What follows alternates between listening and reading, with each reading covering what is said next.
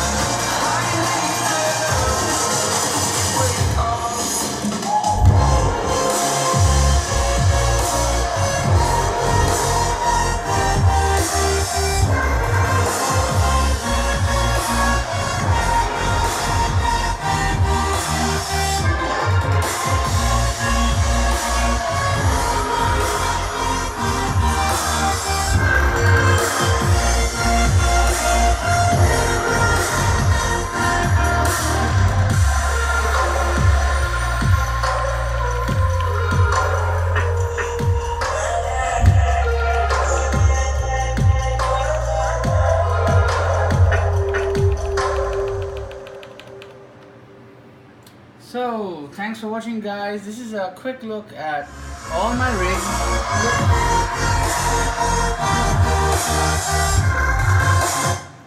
And I've just given you a quick walkthrough in the dark of, let me show you. So let's get the lights on. So you will realize what I've been showing you all this time. This is, let's get all the lights on. Right. Let there be light, as the big guy upstairs said. So 43-inch Dell P4317Q IPS 4K panel. Second one's on the way.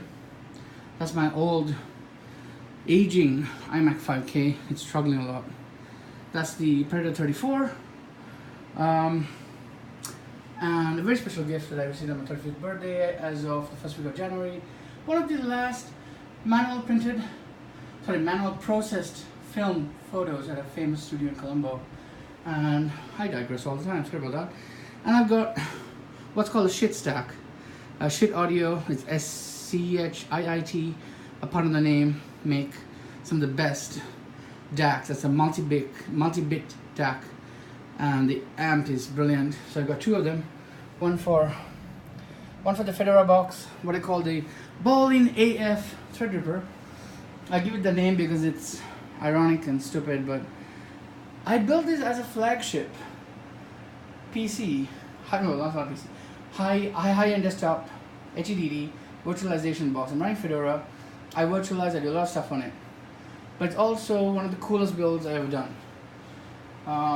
So I've been building PCs since I was 10. I've been coding since I was 8. I started out on pre-Gen 2 very early Red Hat. I started with maybe Red Hat 5 something. And yeah, I was on dial-up before Singapore had internet. Sri Lanka was one of the first countries to have we were able to beat the Singaporeans in terms of receiving dial-up internet.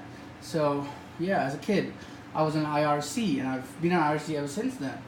So ICQ, I mean, I was able to get on Netscape, Alta Vista, in the days when most people had never even heard of them.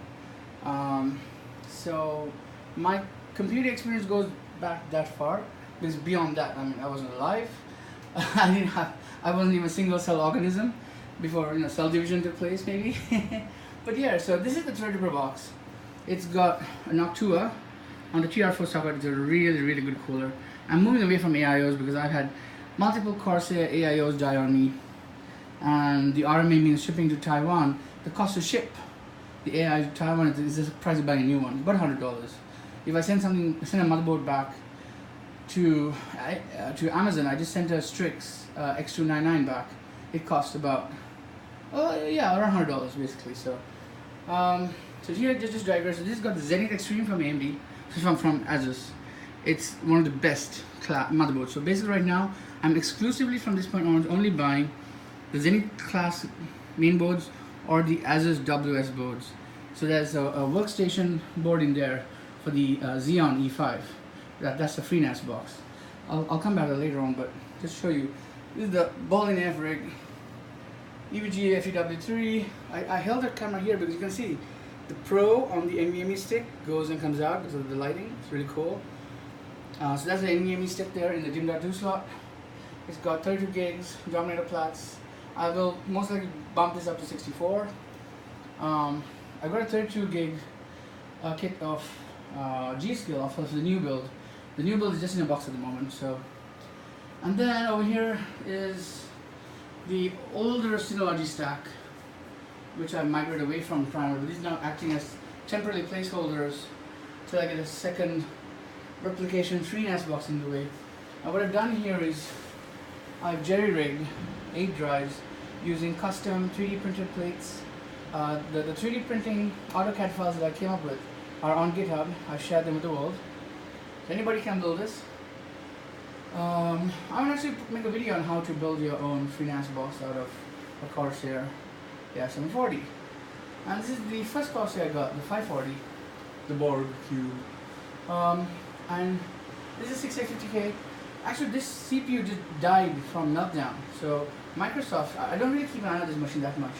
Microsoft pushed an update. The bad microcode got pushed to the CPU, and then it entered a reboot loop.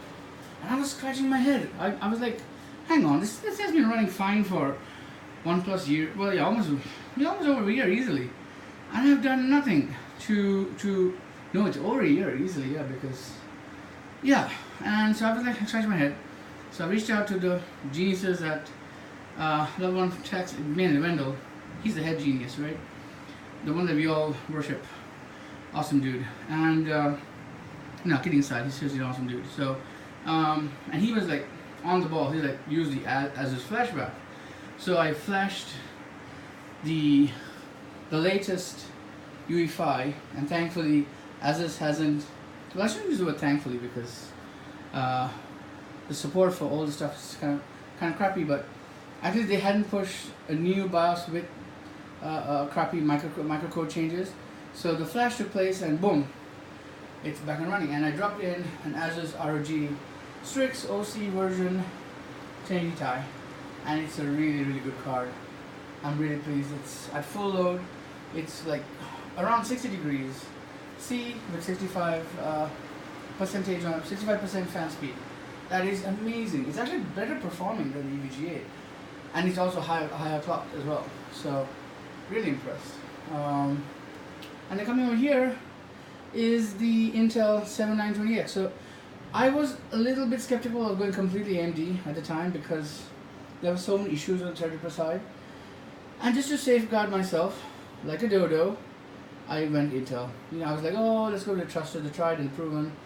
Yeah, and so now basically this chip is going to get thrown in the bin when the new chips come out, or I'll I'll see. But the issue with AMD so far, I've not completely done a lot of testing. So like things with BSD, FreeNAS. So I'm not very sure if there's any case where there might be some incompatibility where they need some Intel dependency. So like for example on the Gigabyte X399 Threadripper board, it comes with a horrible killer NIC.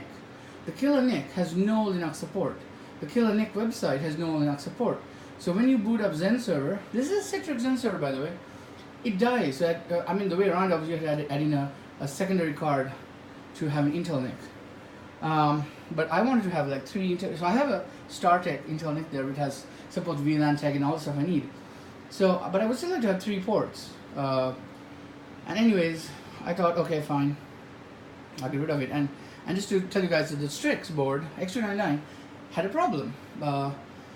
Zen server wouldn't boot up, and I had to disable the watchdog timer. Whereas on this motherboard, for whatever reason, I didn't have to do a thing. It just booted right up. But this motherboard has some other issues. It keeps complaining about the CPU. I had to boot it up, let it warm up, do a couple of reboot loops, and sometimes the post will take hook, sometimes it won't. And it's not a RAM issue, because it keeps erroring out on check CPU, on code 24 and code 64. And up to date, the manual has no reference to any of the codes, so I'm kind of flying the dark. But yeah, so the idea is once it boots up, just leave it untouched and keep it that way. So for the moment, that's the way it's running. It's running GitLab and Ansible Tower for the moment. I haven't had a whole lot of time to get all my virtualization stuff going, so this is going to play a pivotal role. This is a level 2 Unify switch. So that's going to basically connect off the virtualized Zen server, and then I can virtualize pfSense inside that, and that'll be like a permanent appliance.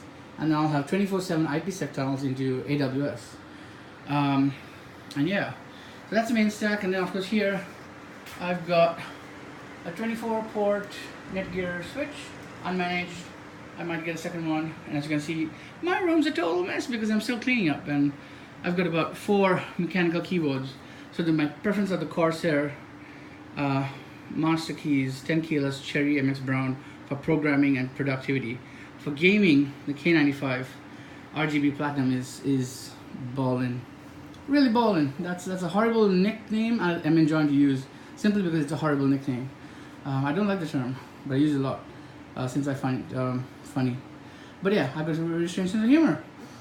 But there you go, guys. And so I just got my old speakers up here. These are B&W 602 S3.